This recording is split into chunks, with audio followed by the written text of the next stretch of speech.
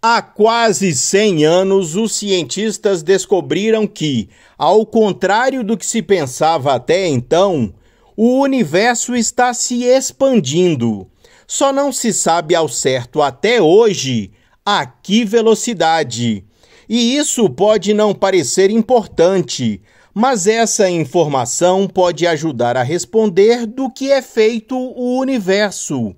Quanto tempo se passou desde a ocorrência do Big Bang?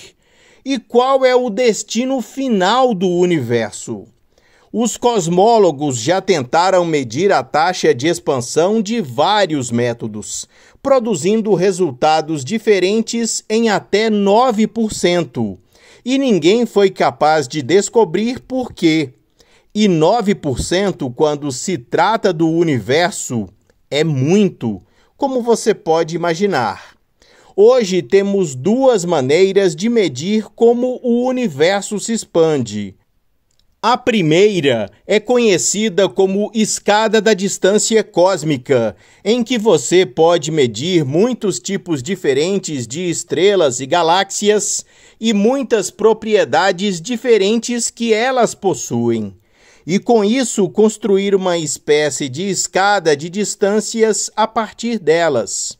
Por este método, a taxa de expansão é de aproximadamente 73 a 74 km por segundo megaparsec, com uma incerteza de apenas 2%.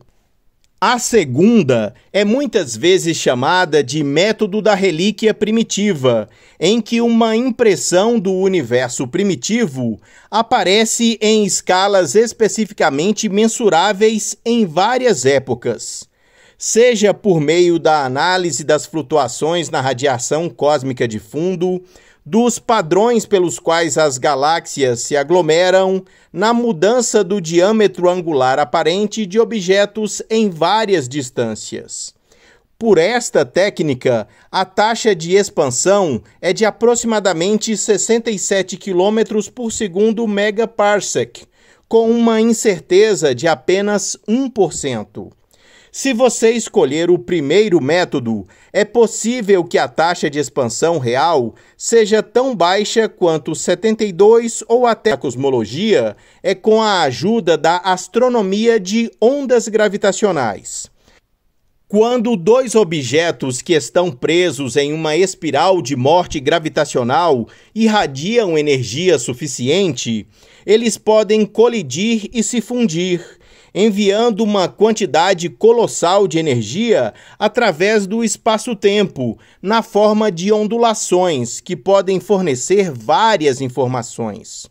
Ao estudar duas fusões de estrelas de nêutrons, os cientistas verificaram na primeira um sinal de luz como contrapartida, raios gama, raio-x e pós-brilho de baixa energia em todo o espectro eletromagnético. A segunda, entretanto, não produziu nenhuma luz, apesar de muitas observações de acompanhamento conduzidas. O motivo? Para a primeira fusão, as massas das duas estrelas de nêutrons iniciais eram relativamente baixas, e o objeto pós-fusão que elas produziram foi inicialmente uma estrela de nêutrons.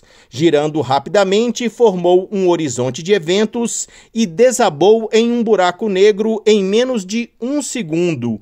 Mas foi o tempo suficiente para a luz e a matéria saírem em grandes quantidades, produzindo um tipo especial de explosão conhecido como kilonova. A segunda fusão, entretanto, teve estrelas de nêutrons mais massivas.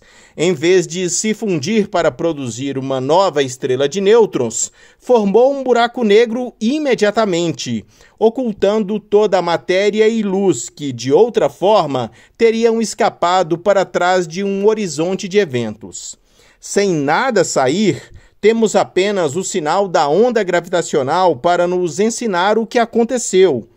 Com o conhecimento de que essas estrelas de nêutrons têm entre 11 e 12 quilômetros de raio, com restrições dependentes de massa, uma equipe de cientistas acaba de publicar um artigo em que não apenas determinaram os raios das estrelas de nêutrons durante esses dois eventos de fusão, mas usaram essa informação para inferir a taxa de expansão do universo.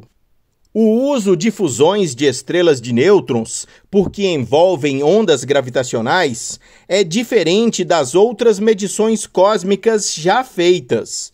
A luz que chega a partir dessas fusões permite determinar a distância de uma maneira semelhante a como faríamos para qualquer outro indicador. Você mede o brilho aparente, assume o brilho intrínseco e isso ensina a que distância está.